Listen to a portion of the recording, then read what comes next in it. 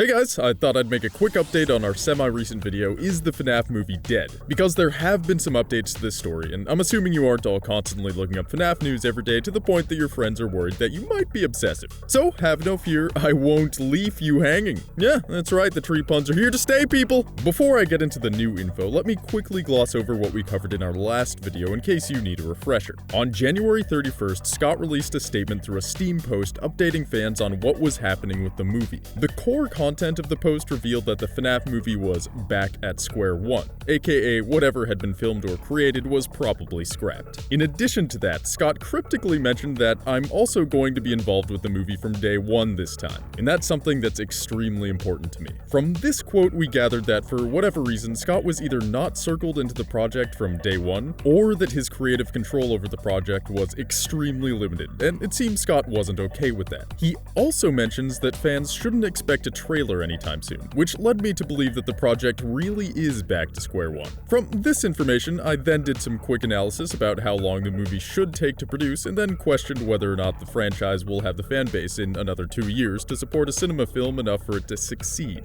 And that's where we left off from the last video. I've been keeping an eye on this story in case we see any changes or updates on this story. And what do you know, we got one! Scott recently released an image on his Twitter of a movie chair with the character name Freddy, and a screen showing the name Blumhouse Productions in the background. Side note, this is the only tweet Scott has ever released into the Twitter sphere. Way to stay hip, Scott! You're lit now, fam. Now this tweet may not mean a whole lot to you, but it should. This is actually a huge win for the FNAF movie, in my opinion. When the FNAF movie was first being produced, it wasn't Blumhouse Productions making it. So, like we inferred in our first video, Scott did have to change production companies over some sort of dispute. Originally, Scott was working with Warner Bros. And New Line Cinema on this movie. I'm assuming there was some sort of issue with the input on Scott's part, and Scott decided that he needed to have more control over how the movie was made. I'll reiterate from last video that as a filmmaker of sorts myself, I can completely understand this issue. If someone else wanted to start making Treesicle videos and profit off our brand, I would have a major issue if I had no control over those new videos. So all in all, it's probably a good thing that Scott is back at square one with a new company. But the big news here is that it's not just any company, but Blumhouse Productions. Take a minute to Google Blumhouse Production Films, or,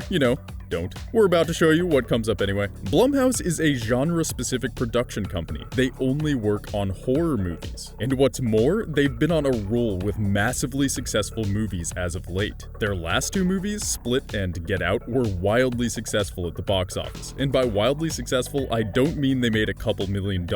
I mean they made asinine amounts of money. For example, Split's budget was $9 million.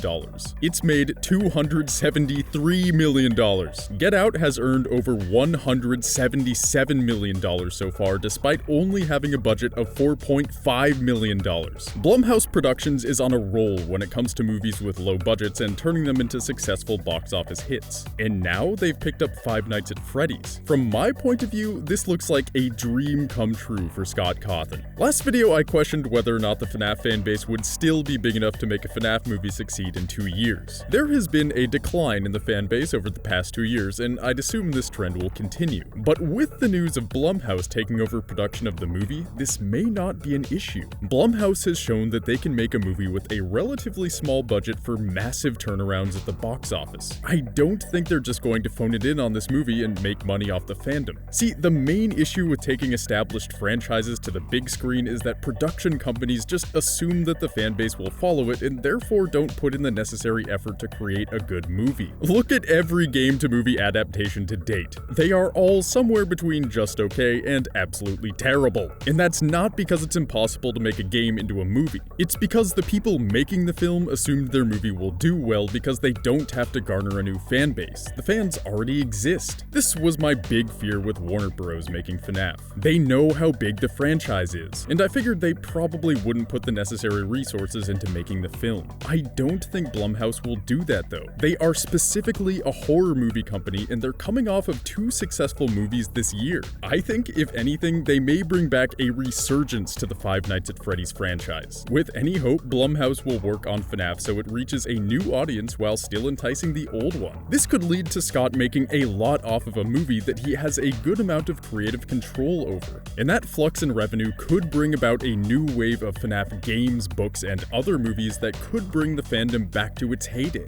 But we really don't know for sure till the movie is out. We'll just have to wait and see. They're still expecting a 2018 release, but it wouldn't surprise me if it got delayed. This is my main concern right now. They'll try to meet fans' expectations of a 2018 release, cut too many corners to meet that expectation, and give us an unpolished movie that doesn't do the franchise justice. But honestly, I think this move on Scott's part may have saved the FNAF movie from failure. So good on you, Scott. Well done. And while we're talking about Five Nights at Freddy's, have I ever mentioned that you can actually collect FNAF cards, stickers, and toys from your phone? That's right, today's video is sponsored by a brand new sponsor, Quid. Quid is a really cool app that's completely free to use where you can collect items from your favorite franchises and actually use them. I can get a bunch of FNAF stickers from Quid and drag and drop them into iMessage so I can send them to my friends. Quid has thousands of stickers you can do this with, and not just from Five Nights at Freddy's. You can get stickers from Rick and Morty, Steven Universe, Adventure Time, Bob's Burgers, Family Guy, Breaking Bad, and Star Trek too. So let's try it out and see what we get. Alright, let's check out some of Five Nights at Freddy's. Whoa, they got a lot of stuff here. I think I'm gonna check out this 8-bit pouch. Nice, 3 free stickers. I wonder what I'll get. Oh, Happy Freddy, Happy Puppet, and Happy Mangle. Gotta love it when FNAF isn't being all scary, huh?